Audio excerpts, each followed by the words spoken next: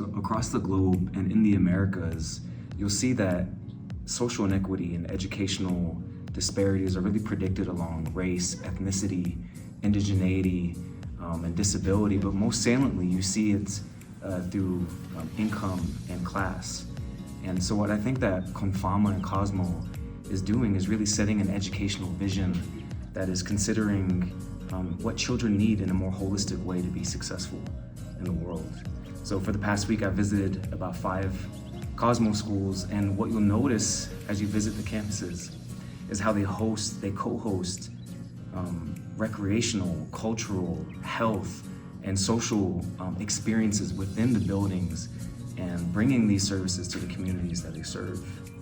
And so, for example, I went to a school that had a world-class hospital in it, or a smaller health clinic.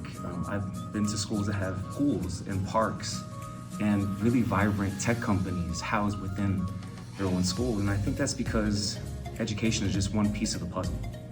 And Confama and Cosmo is taking these into consideration and seeing what children need from a very young age into an adulthood to really be successful.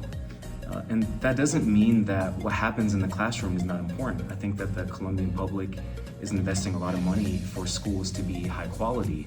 And when you step into a Cosmo school, you see care and relationships leading, and teachers and students partnering in these educational practices to help transform their world.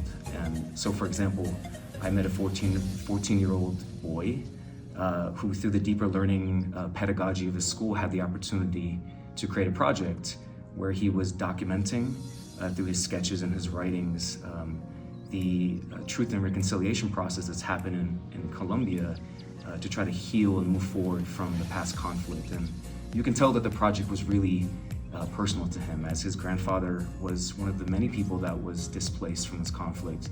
And now this young man in 2022 is beaming with a sense of pride and purpose as his mentor and his school leader is really fostering his sense of self and identity and possibility in the world as he's thriving to be a world-class journalist. And so I think Cosmo and Confama is literally building the infrastructure and the architecture for schools to have the systems and the support for young people to succeed.